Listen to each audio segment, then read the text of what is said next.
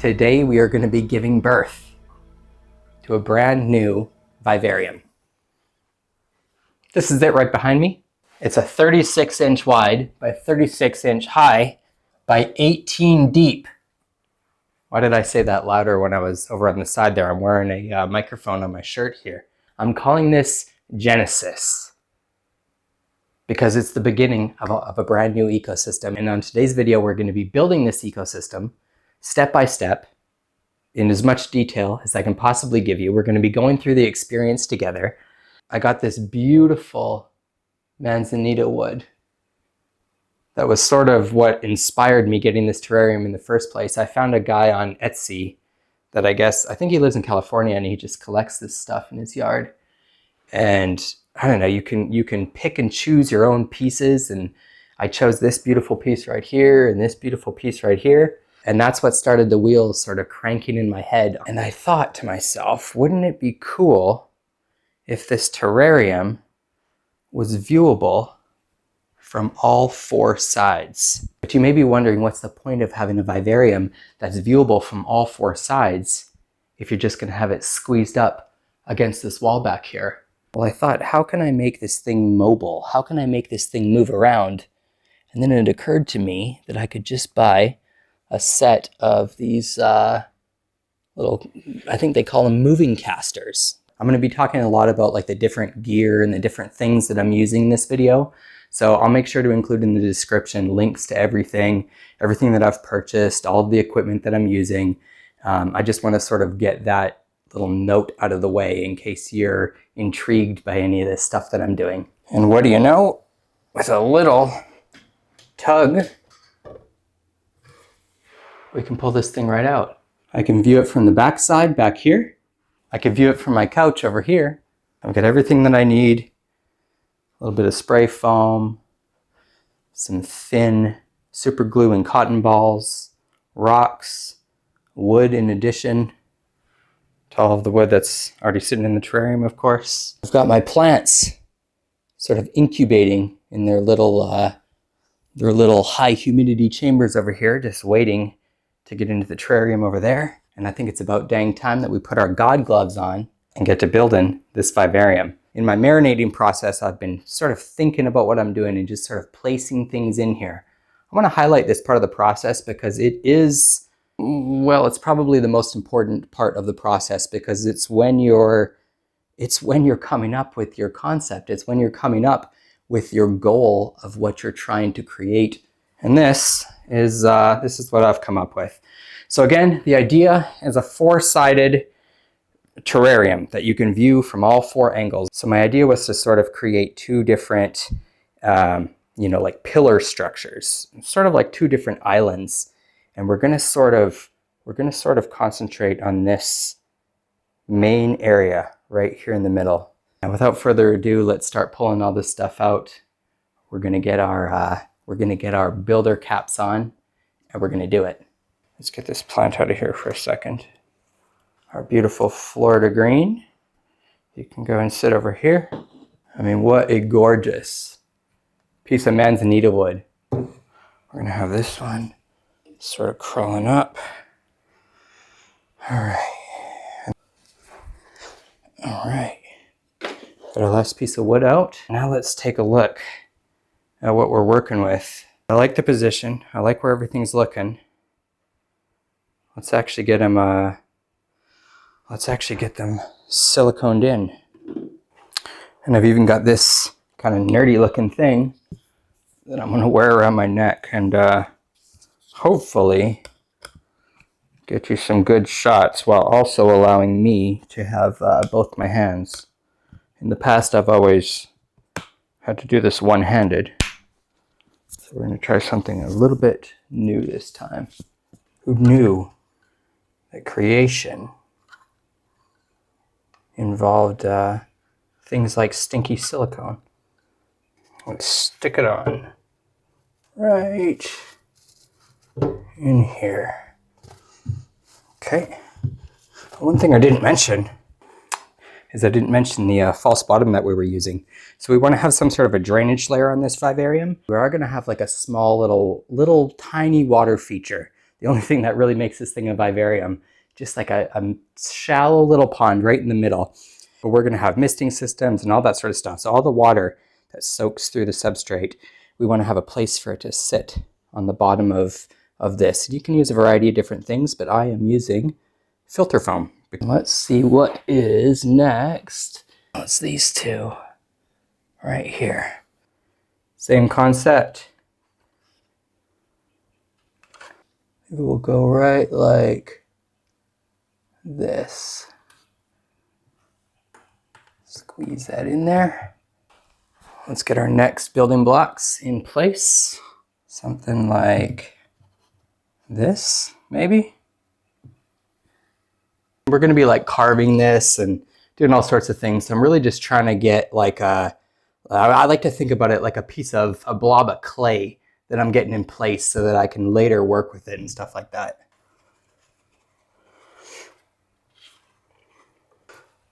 Okay, kind of squish that into place. And then we've got we've got two more blocks on top. I think I'm going to do those just like that because the main goal, again, is to get like this. Yeah. So we want it up. We want to have that side come up a little bit higher than that side. Trying to be organic here. All right. Let's do the same thing on the other side there. Let's get this flipped over. We'll get our little island set right here. Now it's time to speed a little bit more, just like that. We're gonna carve this out so we can always make adjustments.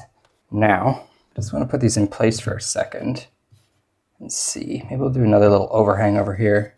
And then we're gonna do this and this. Yeah, I might do a little bit of carving first, but I sort of want to do just a kind of a base layer of foam around here to, you know, just to kind of seal everything in. Shake it up real good.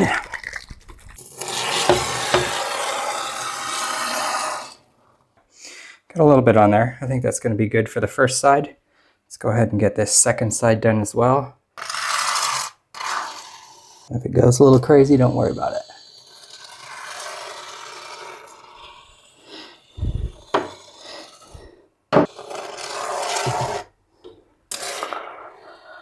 Basically, that was just to cement both of these blocks into place.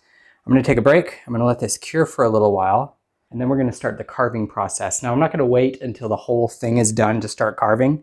I just want to let it, the foam will take maybe an hour, maybe a couple hours. I don't know, you just kind of have to feel it out.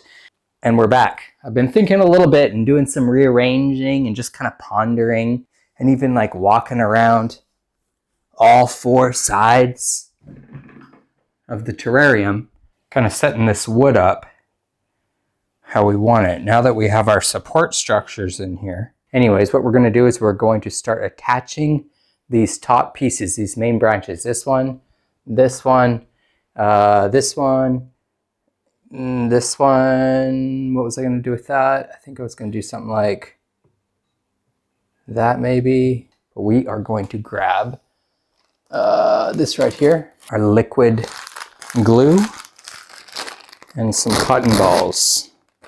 It's the magic that everybody, if you've watched any sort of terrarium video, you've seen the magic of the cotton balls or the tissue and the liquid super glue. Did I also mention that we're not carving these right now because I want to get these main wood pieces into place before we start doing all of our carving and everything like that, so that I can see where to carve around basically. And let's start getting some of this in there. Can you see? I hope you can. I'm dripping super glue all over the wood.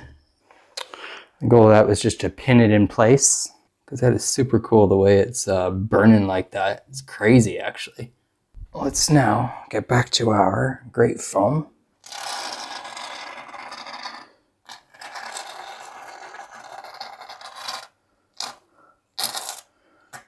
All right, now what we're gonna do is we're gonna do this big piece. Let's just get it kind of pillowed in. Whoops. I didn't see as much smokage on this one over here. Get a little more going. Let's get our scissors. And I just want to trim some of this stuff off. Ow, fuck. Ow, it burns. Ow. Yeah, don't touch the stuff. It hurts. That was a stupid mistake. All right, well now I got permanent cotton balls sealed onto my fingers. What better time than to do some foaming?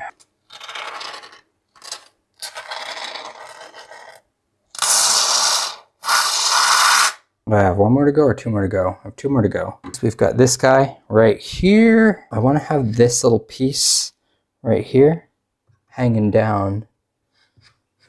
So I think just like this is perfect.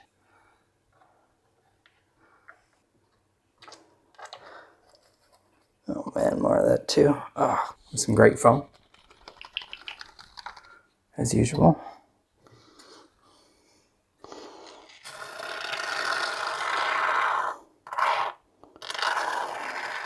So we're kind of lucky because we can go all the way across the seam. Just cover this whole end since it's kind of tiny.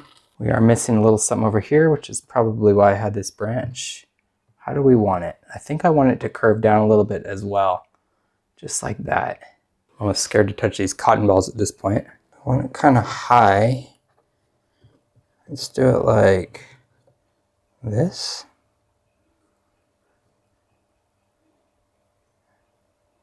Yeah. We're going to put a bunch on this because it's just this tiny little stick. All right, do we still have our heart? Yeah, we've got our little heart in there. I think we've got all of our main pieces secured. We've got our surprise little heart that showed up. If that's not magic, I don't know what is. We're gonna have to wait. We're gonna have to wait till everything sets again. Because I wanna get these bottom pieces, but I wanna get the substrate done. You know what? That's what we can do, is we can get working on the substrate. And this is gonna be a fun one. Because it's just who doesn't like a substrate recipe, right? We've got some peat moss. This is from an old terrarium mix that I used. So it's got a little bit of like perlite and stuff like that mixed into it, and some sphagnum moss. But the majority of this is peat moss. And then over here, we have, this right here is a mixture of cocoa fiber and cocoa husks. So for our mix, what we're going to use is we're going to use this, our cocoa fiber, cocoa husk mix. We're going to use some crushed up leaf litter right back there. We're going to use this stuff right here, which is, that stuff is actually this stuff, which is dry sphagnum moss. We're going to use this for like the plants and things like that. But I don't like these like long stringy fibers all mixed up into my, my substrate. So what I did is I took a bunch of it and I just like blended it in like a ninja blender. So that will go into the mix. Is that it? So we've got our cocoa husk, we've got our leaf litter, we've got our sphagnum, we've got some of this perlite type stuff. We've got some water, and that's pretty much it. Let's start by dumping our peat moss in here.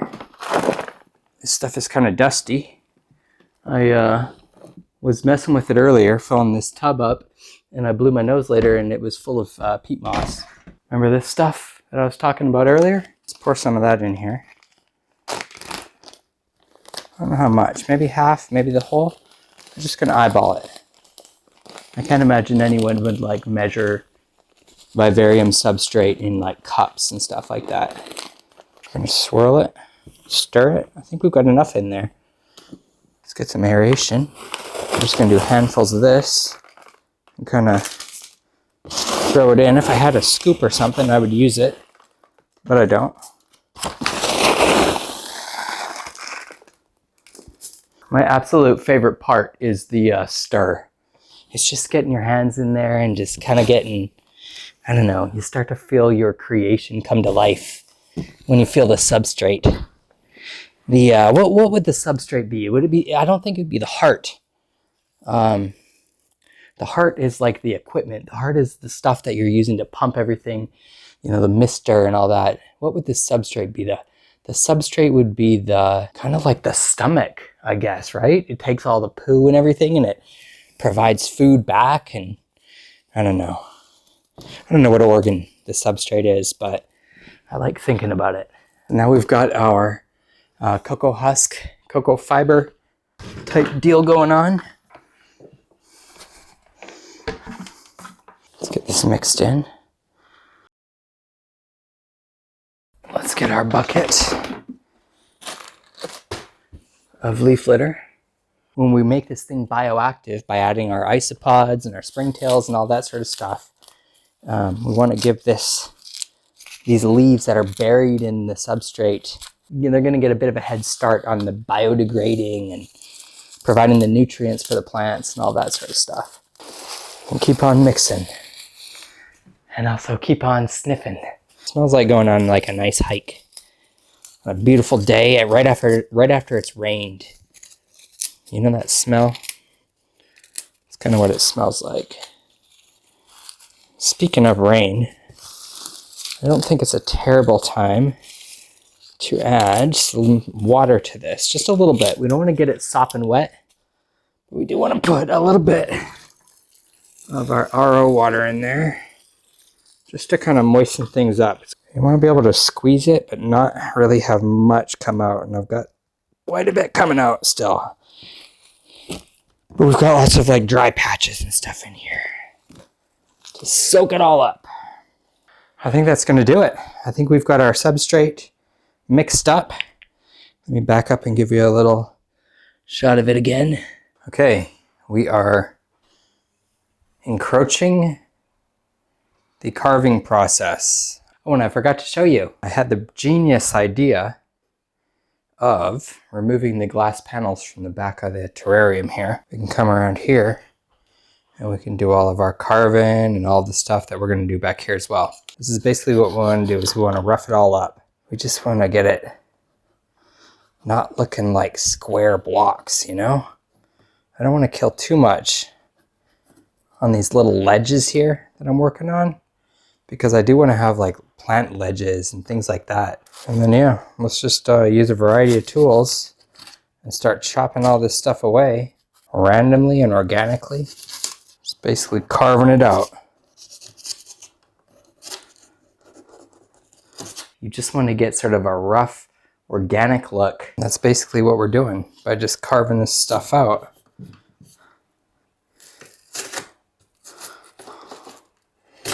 We're taking our Play-Doh and we're just manipulating it.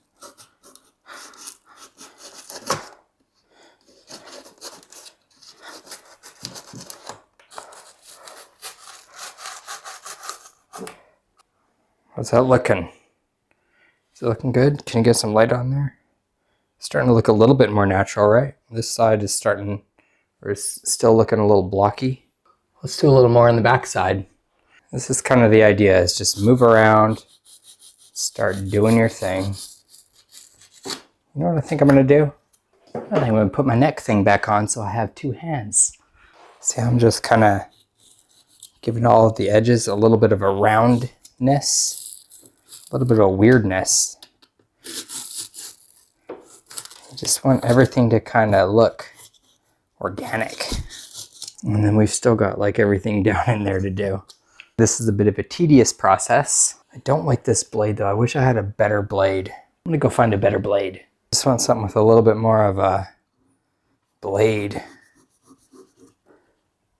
So I'm gonna make some big cuts. Let's get this side cleaned up a little bit.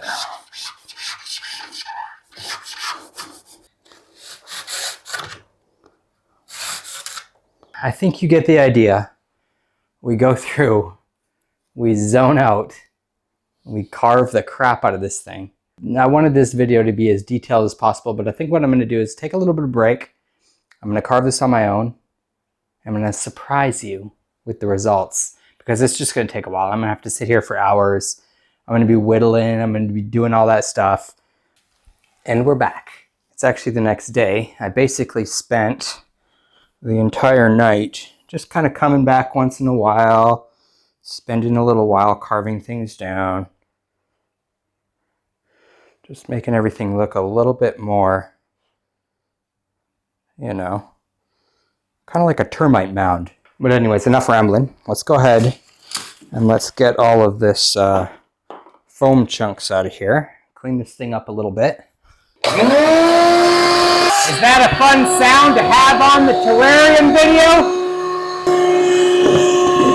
It is super satisfying. And there we go. All nice and perfectly clean, except for whatever this is.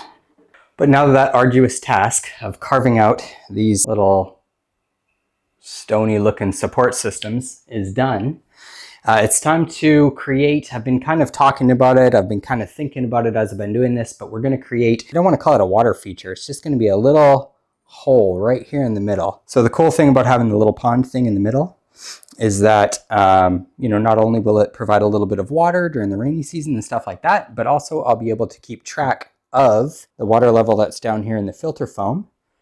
And if I ever need to like siphon the water out or something like that, I'll also have access to doing that right from the center here. And I'm going to cut a little area. I don't want it very big at all.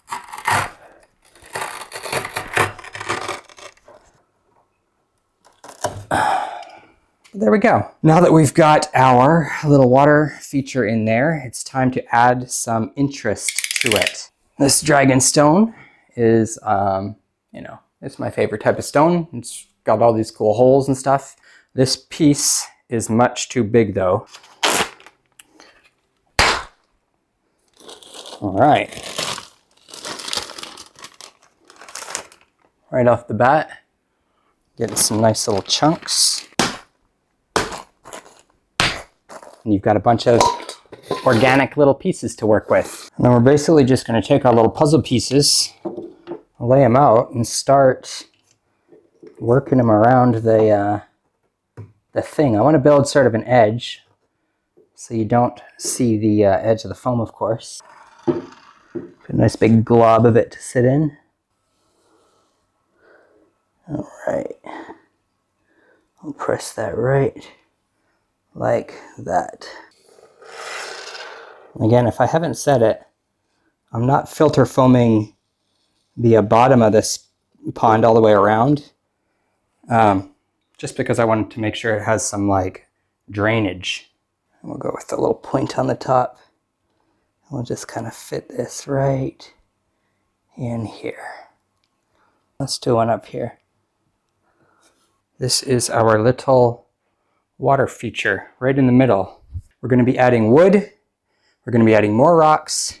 But I think before we do all that, it's finally time to get our big bucket of substrate that we made over there into the tank.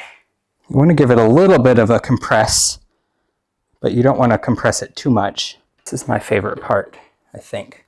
Well, the whole thing is my favorite part, but this is one of the parts that I really love. I'm pretty happy with this depth. It's about, I'd say that's about 4 inches or so. I did go through and do most of the carving on the little kind of water soaking area here, but I did save this big blob for you. And you obviously want to go through and clean all of this.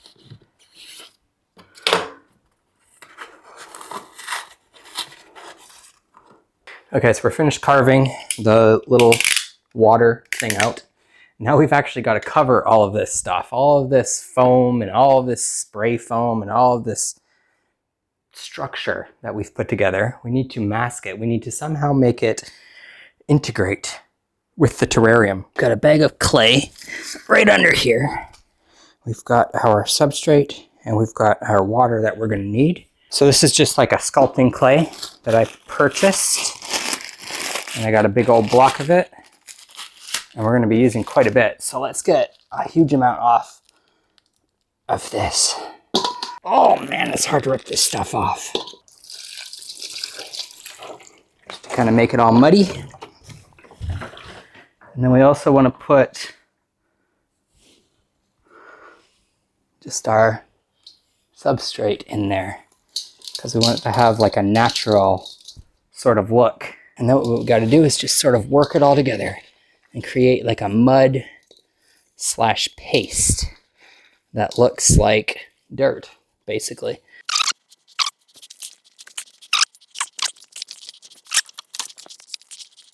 Stickage properties is what this clay's got, and we're going to use that to cover basically everywhere that we want to look more natural. It doesn't look natural right now. And then over time what will happen is this clay will harden and it'll just sort of stay in place magically. Just take big old globs of it. I found that that's the best way. Press it in and then kind of mold it with your fingers. Another handful. And also don't forget to press into all the crevices and the time that we spent carving all this stuff. Don't get rid of all of those. So I'm really pressing into the clay now. I think I was putting too thick on before. Now I'm starting to really kind of work it. How's that look? Let's step back a little bit. Looking pretty good. Let's look for a piece of wood. What was the one I was thinking of for right here? I like this one because it's got this little like natural hide in the bottom of it. Let's take a little bit of this out. A little bit of this substrate. Put it down a little lower. Yeah, there we go. Okay, how do we think that's looking? I'm gonna come back. I'm just gonna do all the busy work so I don't have to like time lapse this whole thing or anything like that. So I'm gonna work the clay into the back. I might work the clay onto this one as well. And then we'll do the fun stuff together when we're doing the wood and the placement and all of that cool design stuff. So I've done all of the mudding. I've massaged it into our hills here. Let me give you a little peek.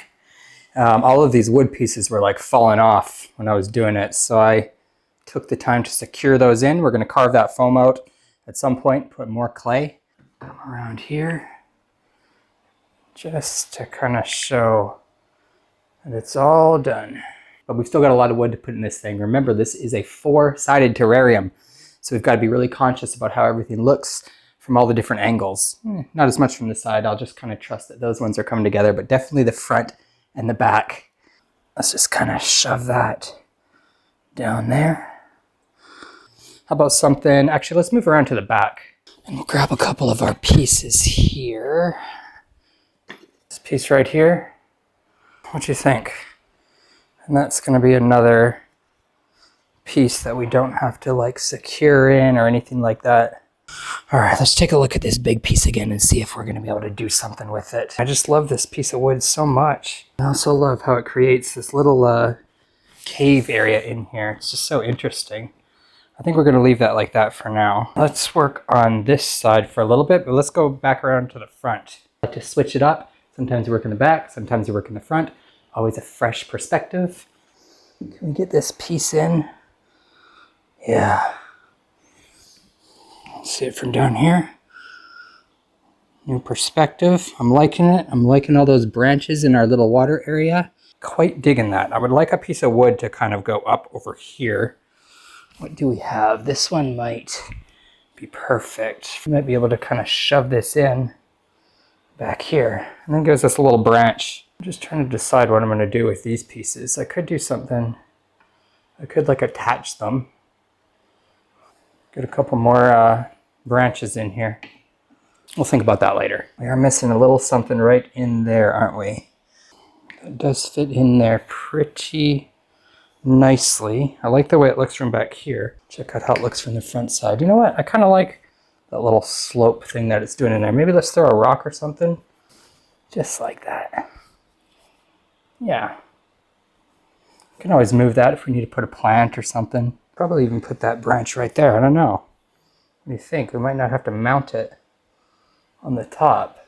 We are still going to mount this one though, just because I don't like the way that all the tops of these are so flat. So I want to try to remedy that. And I'm kind of scared to actually do our super glue and cotton ball thing again, because yesterday I burnt my finger doing it. You probably can't see it, but I got a blister and it hurts. It doesn't hurt. I'm lying about that. It feels weird. Well, it's stuck over there. Let's do one more. I think We have a success. That was a lot easier than I thought. Now what do we have left to do? Let's take a little walk around the tank. Let's just kind of observe everything. I'm liking the busyness. I'm liking... This wood's kind of weird still, but that's okay. I do want like a rock or something in there. Oh, I didn't realize that I had these little guys sitting here. This one's a little square. It probably is not good, but this one is really nice. Just kind of wedge it right down in there. I think that looks pretty good. Is that like too much? I don't think it'll be too much actually if we bury it a little bit. Yeah, it definitely looks a lot better in there. It looks a little bit more like it fits. Just for safe measure, we are going to do some spray foaming.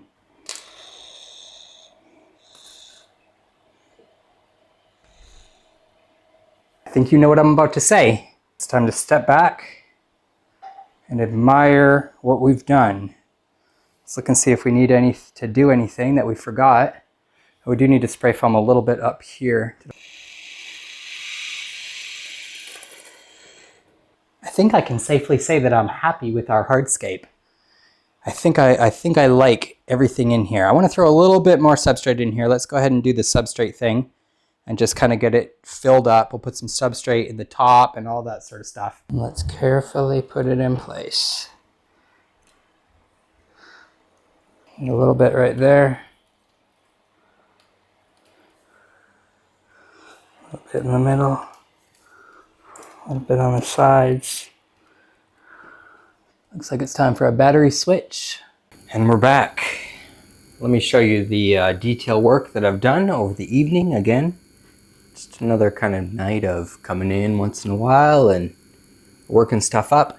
I'll tell you one of the secrets that I thought made this look a lot better. After I put the clay in and all that, I took some of the substrate and then I would just kind of smush it into the clay. So I did that all over and you can see, I think, that it looks pretty dang good.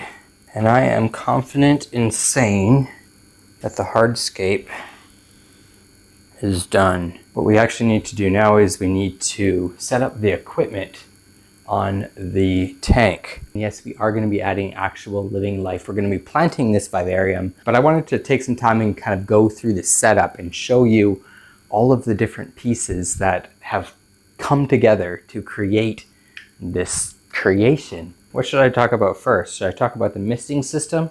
Should I talk about the rain bucket? Should I talk about the fogger? Should I talk about the misters? Or should I talk about the light up top? This Sansi light, I like it because it outputs 100 watts of power. This is actually just like a grow light. It's not like a terrarium specific or an aquarium. And it's small. It's super small and it's super bright. And that's what I love about it. Let's just talk about the whole humidity thing in general. So we've got a 5-gallon bucket. I've got a Mist King pump or Mr. Reptile pump. It's actually not a Mist King, it's a Mr. Reptile. Wow, I thought it was a Mist King the whole time. Anyways, we've got a Mr. Reptile pump, which is cool.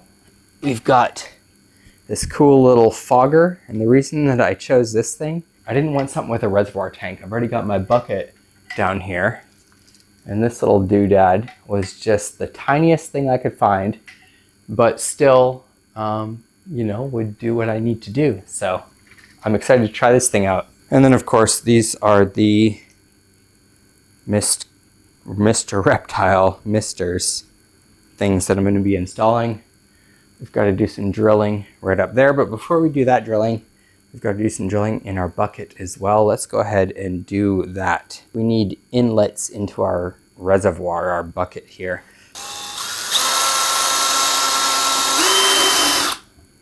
Just enough. There we go, just enough. All right, bulkhead 1 in place.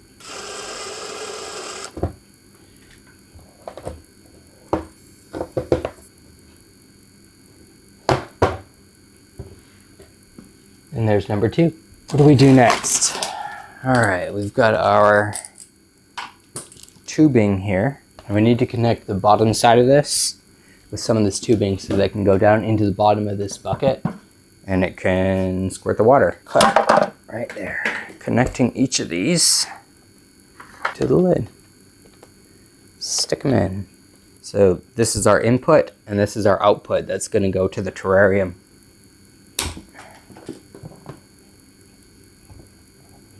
And then same thing for the fogger.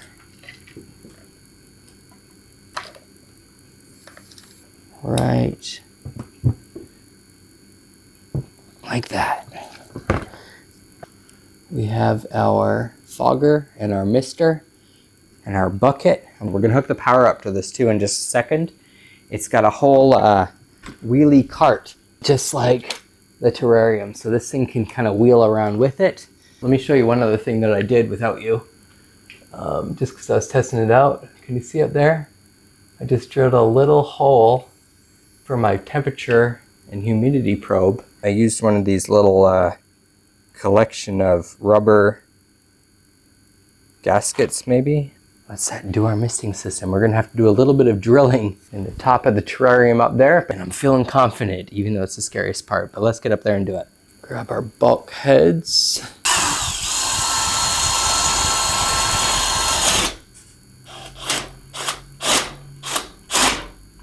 Okay, get this screwed on from the other side. And then let's do one more over here. I've never seen a top-down view. Maybe next time I'll build a 5-sided vivarium that you can view from all 4 sides plus the top. And then maybe in the future a 6-sided. What can you imagine? How would you build a vivarium that you can view from all the sides, including the top and the bottom? I don't know. We'll ponder on that one for a few years.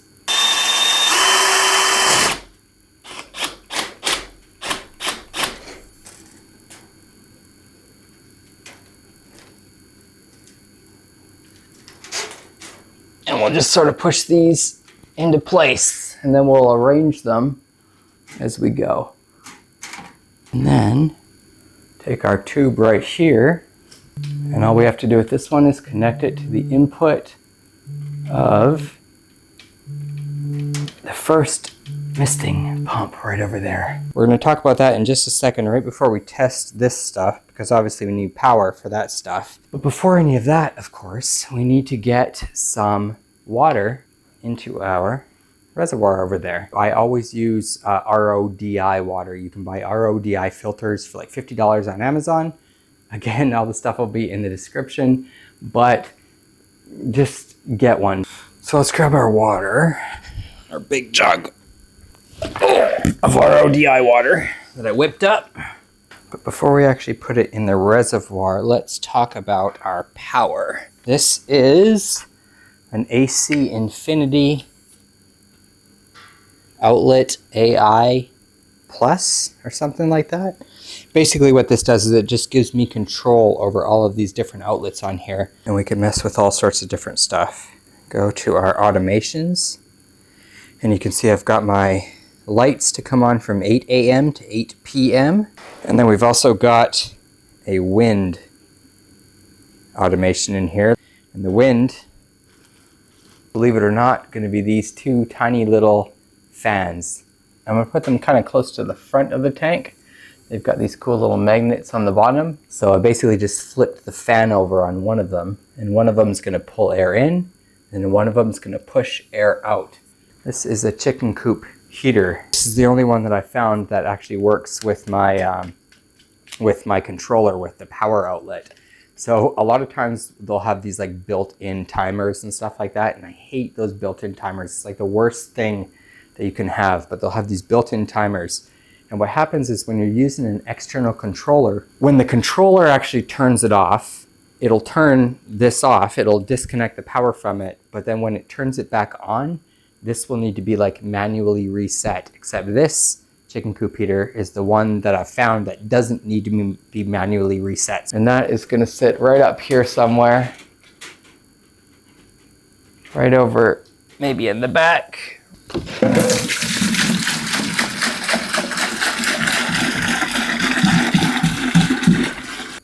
So we've got this fogger tube, and of course this thing extends a long way. It comes with this end to shove into the actual machine. What it didn't come with is anything on this end. So what I did is I came up with a genius plan and I 3D printed this little piece right here. And then what I did is I got one of those like metal rings that you can put on like the back of a phone or something like that to do the MagSafe. And then I got a phone wall mount. Again, circular because it fits perfectly. And then look at this. We can snap that together. That's what it's going to do on the top of that terrarium. All we got to do is take this little sticky tab off the back and stick it where we want up there. We can use the misting system as sort of a guide for where our middle is. How about right there, right beside the misting system. We can just kind of plug it right into the top there. And I'll show you how well that works. One of the best things about this is that because I'm using a magnet, I've got the protection of that screen underneath. And that just means that no animals will be able to crawl into the fogger tube or any of that sort of stuff. So, and then before I actually plug the fogger and the mister in, let me show you this cool little magical discovery. How much better could you possibly have it? It even has this little lip up here to kind of go with it. So I'm gonna take this little sticky tab of Velcro. This is some Super Duty Velcro. Now we've got a removable power source attached right to our little brain of the system here. Let's try the fogger first. I think I turned it on. There we go. All the way to max. It's taking a minute. Can you see it pouring out of there? So let's test our rain system. Whoops. Still got our fogger running for some reason. All right, we've got mist. We've got mist. Got to aim these properly, but I think that's pretty good for our rain system. And it works. But you know what we've also got? We've also got this big mess of cables now all coming down. And that's where this stuff comes in. This stuff is kind of cool. You fold it over and it kind of self-sticks.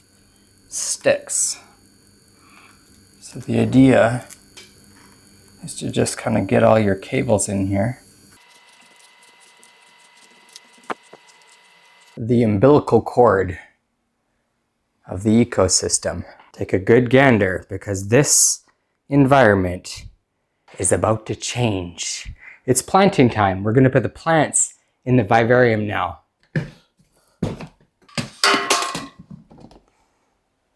Now I'm going to tell you, as best to my knowledge, the common names of all these plants as we go, but I'm not going to pretend to be so cool that I know all the scientific names and stuff like that. So I'll put those up on the screen for you. This is a Florida green. It's my favorite plant in the world because look at that cool leaf shape. And we also need some broadleaf plants for the creatures that are going to be going into this vivarium. I'm just going to clean the soil as much as I possibly can. I want this main plant here to wrap around this big main branch here, the side of our little heart that we've created. These roots right down in here. Shove them into the substrate, cover it with a little bit more, kind of cover those roots in. I have this cool stuff. This is just like twine. Just a little knot will do. Can I prove that I can tie a knot on camera? There we go. We're bringing it to life. We're literally bringing it to life right now. And it's going to take months and years and all that stuff to grow out and to become its own balanced ecosystem. But we're setting up the building blocks for all that stuff. So let's get some more plants planted. I want to get these ones out of the way because they're just taking up so much space. These are sensitive plants. And they're really cool because, well, you can see all the leaves are already folded in, but usually these leaves are all nice and spread out. And then when you touch them, they react to it. So they're sort of like a reactive plant. These are a little bit spiky, so you have to kind of watch out a little bit when you're touching them Do I like how that's kind of filling in that whole area? I do kind of like that.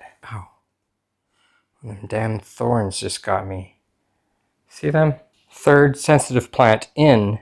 Let's go with my second star of the show. Common name is a Swiss cheese plant. It's already kind of separating for me, so let's just break it into two. Maybe I'll do one in the back, right on the side, and then maybe, should we do one?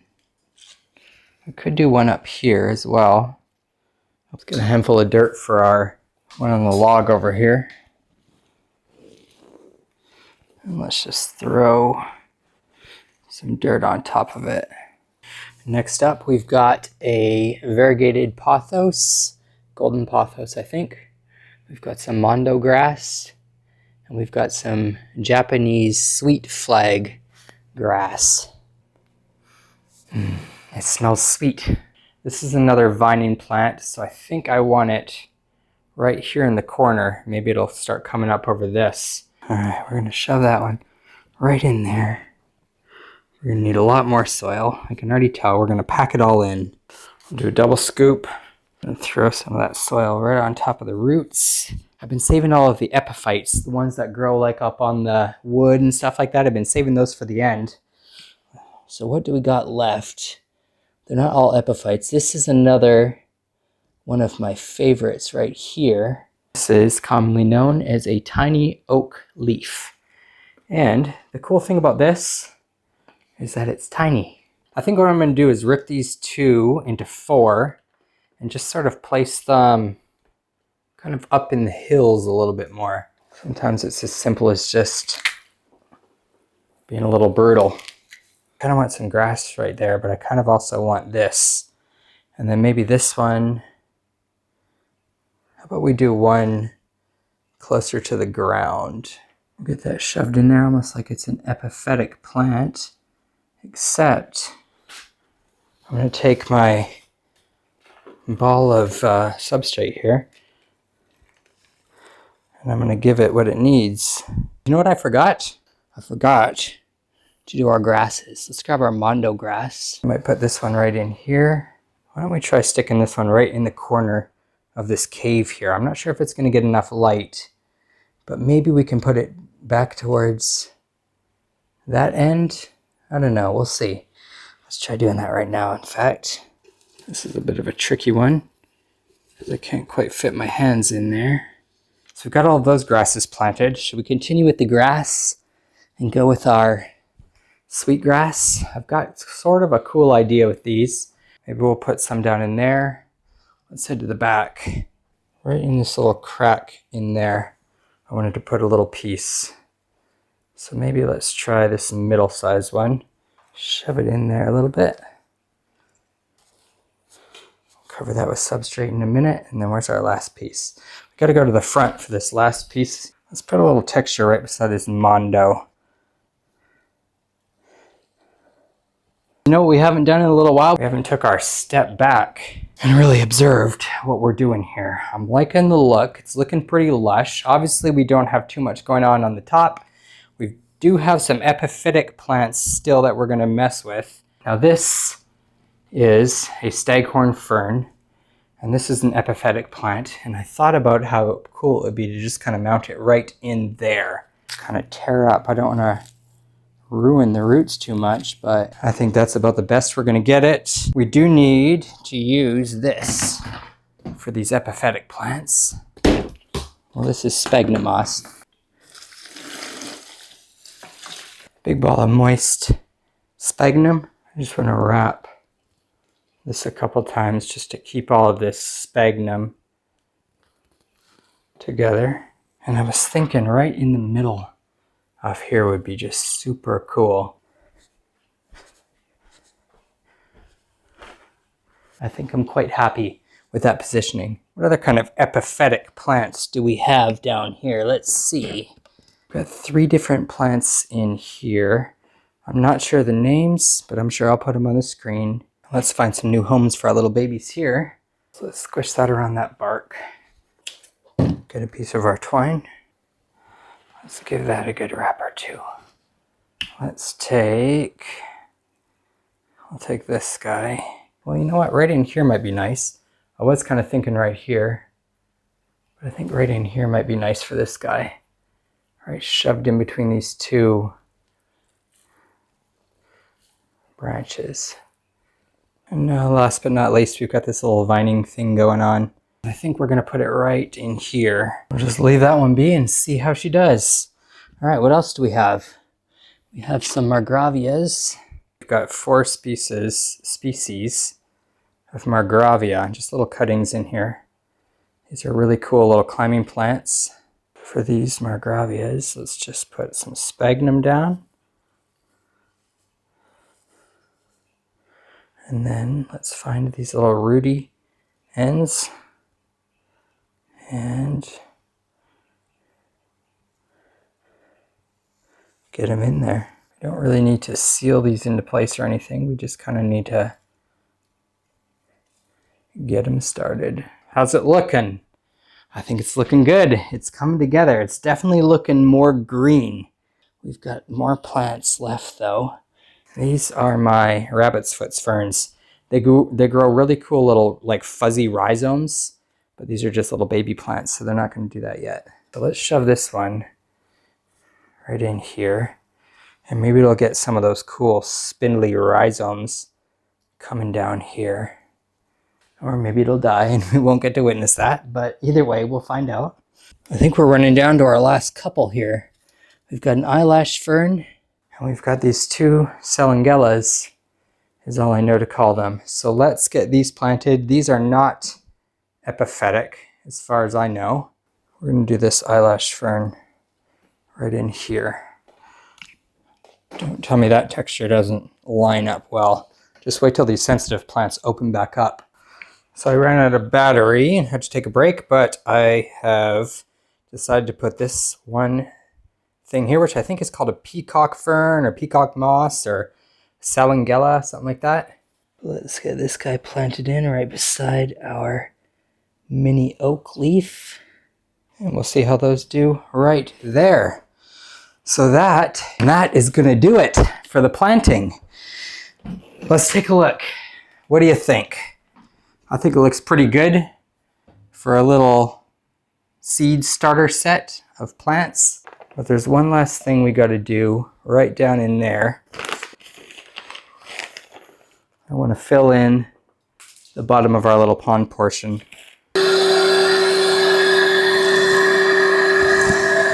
Let's just get our hand in here and just drop a little layer down, not too much.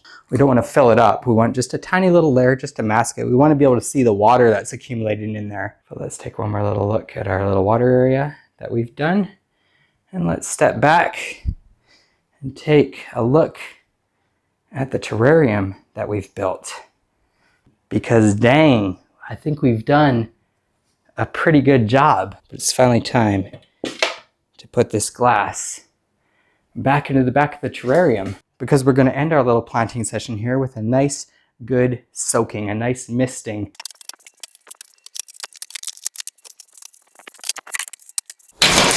Whoa. That could have been a disaster.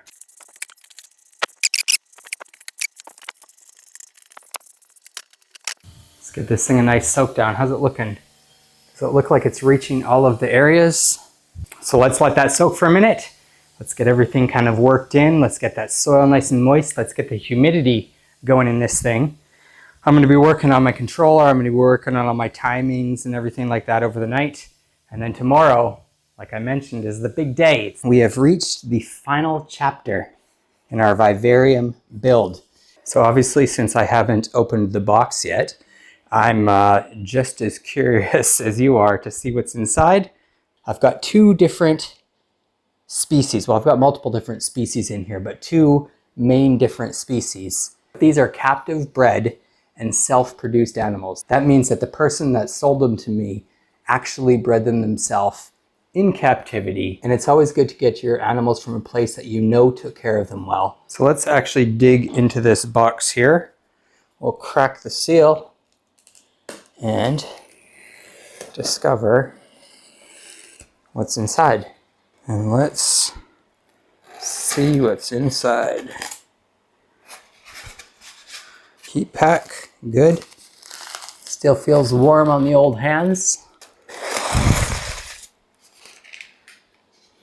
We see our first little species in here, and he's moving around. Cute as can be, tiny as can be actually. I'm kind of worried these guys are gonna be able to escape from the old terrarium, but I did my best to go in here and try and seal up all of the little places. I put some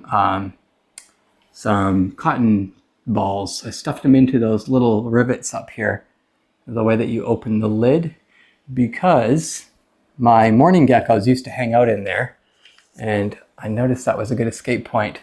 I also put some cotton right in the top up here, but I think we're going to be fine with all that. I went through with a flashlight, I inspected and tried to find any tiny little hole that I could find, and I wasn't able to. So let's get back to our unboxing. All right. Look at all these little babies. I see them moving around. Do I see one of our little frogs in here? I think I do. I'm not exactly sure what this is, but let's see what we got right here. This is, it looks like a springtail culture. And these guys will help make this thing what's called bioactive. Basically, they're going to go through and they're going to eat all of the mold and the fungus and the decaying stuff. So the other creatures that eat the bugs in here are obviously going to poop all over the place. And things like these springtails over here are going to help process that. They're going to munch on this leaf litter that we've got in here. And they're basically just going to help turn all of the dead, dying stuff back into nutrients that the plants can use. And the cycle continues. Oh, I'm already seeing our little geckos in here. They're so cute. They're so much tinier than I thought. I see a little frog moving around in there. We've got one last thing before we get to that. And this is basically just a bunch of dwarf white isopods. And I've got 250 in here. We're going to throw those into the vivarium, and they're going to do sort of the same thing as the springtails. Let's start by getting these things in the terrarium here. And I don't see any springtails, but you know what? They're in there, I promise. Let's just pour them all right into this back corner. Next up, the isopods. Dwarf white isopods. Got a couple of these little guys, those little white specks running around in here. Let's see, let's pour this one right in this side. And before I actually put the frogs and the geckos in here, I want to address the concern that a lot of you are probably having right now. And that's saying, I've been on the internet and I've read all of the things and it says never mix species. And in a lot of cases, that's absolutely true. But I've done my research on these two different species. I've ordered them all as juveniles, so they're all sort of the same size in there. I've created an ecosystem that's got tons of space and little hiding places and just lots of little areas that both of the different species can have their own sort of little territories going on in there. And they both eat sort of the same diet and also have the same like temperature and humidity requirements. Even better is because the day geckos are diurnal, which means they're awake during the day and they do all of their hunting and everything during the daylight hours when the light is on. And then our little frogs right here, they are nocturnal. So they are going to do all their hunting and they're going to be active at night. So the geckos are going to be active during the day. At night, they're going to be hiding. The frogs are going to be active during the night and the geckos are going to be hiding. And because of the size of our enclosure, they shouldn't ever really need to interact too much. So it's all an experiment. I'm really curious to see how this communal system works up. Did I choose the right species to live together? Are they going to be aggressive to each other? Is one of them going to eat the other? We can always remove species and put them in a new tank and that sort of stuff. But for the sake of this ecosystem, I really wanted to try this out, and I'm excited to share the progress with you. I'm excited to share what happens when you do something that maybe is kind of stretching, you know, what the internet says is the lines on this thing. What should we put in first? Should we put our frogs or our geckos in? Our geckos seem to be very active, and our frogs probably just want to get to sleep. Whoa, I guess you are alive. There you go. This is a tiger leg tree frog. Look at the way he's stretching. So cool. These guys crawl around like monkeys rather than, they do less hopping and more crawling. So it is daytime. He's probably looking, well, he's probably wondering what the heck is going on. Oh, there he goes. Hold on. He's going somewhere. There he goes, crawling away to find a hiding spot. Actually, we'll probably just do both of these two at once. There we go. Oh, just a leap to the back. There you go. Whoa. There he is. Right down in there. Welcome to your new home, my friend. There's this little guy going into his new home right there. All right. So that's our 3 frogs. All right, you ready to go into your new home, buddy? I'm assuming you will be as soon as I take this lid off. Here you go. Look at the colors. How cool is that? Wow, they're so beautiful. There he is. Don't jump. Just want to get some footage of you. All right, already exploring. I'm gonna quickly put the other 2 in here, and then I'll try and go through and get some like footage of them in there. You getting out? There you go. Second one in.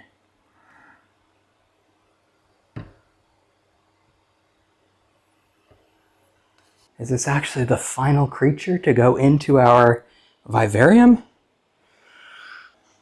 There you go. Where are you gonna jump? Jump on that log? Come on. Come on. There you go. Here you go. There he is. The third and final. And the other 2 are scrounging around up here. Right where I kind of don't want them to be. Please don't find a way to get out, guys.